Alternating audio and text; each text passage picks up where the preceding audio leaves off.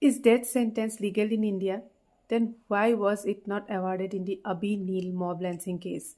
The answer is yes. The death penalty is legal in India, but in Indian law say it must be used only in the rarest of rare cases where the crime is so horrifying and the criminal is so dangerous that no other punishment is sufficient. This principle was laid down by the Supreme Court in the famous Bachchan Singh versus State of Punjab judgment. Under Indian law, courts can award death penalty in crimes like brutal murder, terrorism, rape followed by murder, heinous offences, crimes that shook the collective conscience of the society. So, when the Abhi Neil mob lancing case was so brutal, why did the Nagaon District Court not award death penalty? To understand this, we need to understand how Indian courts decide punishments.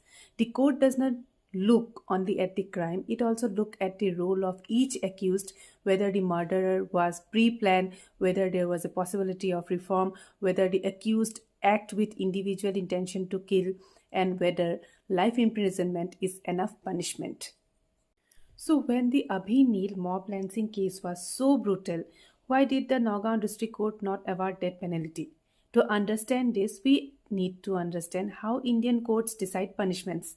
The court does not look only at the crime, it also look at the role of each accused, whether the murder was pre-planned, whether there was a possibility of reform, whether the accused acted with individual intention to kill, and whether life imprisonment is enough punishment. In the Abhi Neil murder case, the Nagaon District Session Court convicted 20 accused and acquitted 25 due to lack of evidence after nearly 8 years of trial. This was a mob lancing case, not a single person planned murder. That makes a huge legal difference. In mob lancing cases, proving individual intention became difficult because the court must determine who stated the violence, who caused fatal injuries, who actively intended to kill, and who was merely part of the unlawful assembly. Even though the mob was a whole committed a horrifying act, the law demands individual criminal liability.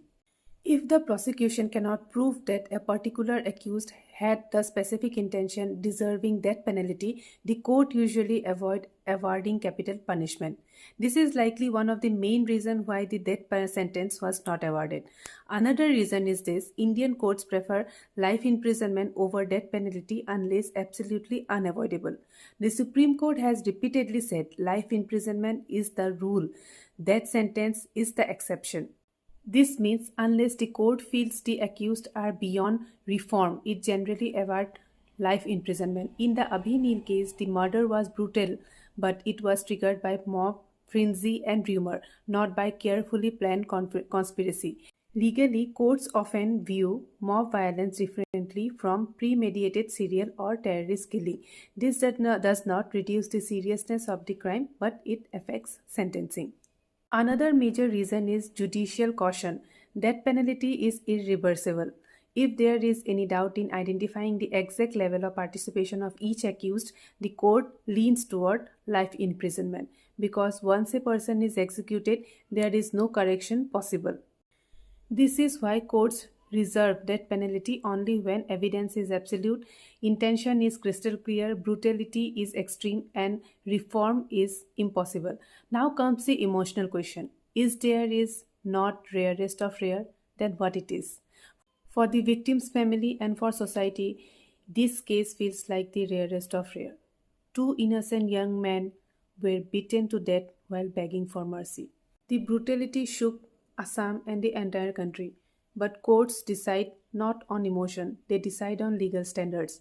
And legally, the court may have concluded that life imprisonment was sufficient punishment and the threshold for death penalty was not crossed.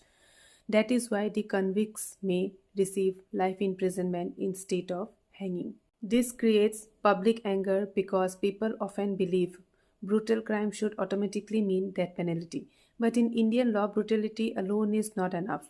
The court must be satisfied that the alternative option of life imprisonment is unquestionably inadequate. Only then can death sentence be pronounced. So the truth is, the issue is not whether the crime was brutal. The issue is whether the case legally fits the rarest of rare doctrine. And That is why death penalty may not be awarded even in a horrifying case like Abhinil. This raises a large question for society. Should India make mob lancing punishable with mandatory death penalty? Because mob lancing destroys innocent life, public trust, and the rule of law. If mob violence is not punished strongly, it encourages collective brutality. And perhaps this is where the debate must move from why did the court not hang them to does India need stronger laws for mob lancing? Because justice is also about ensuring that no innocent person is ever killed by a mob again. And until that happens, every such verdict will leave the public asking, was justice really done? So, the court has given its judgment, but the debate is still open. Was this punishment enough or should the law have been stricter? Share your views in the comments. Do you agree with this judgment or do you think justice is still incomplete? And if you want more simple legal analysis video like this, stay connected and stay tuned for more.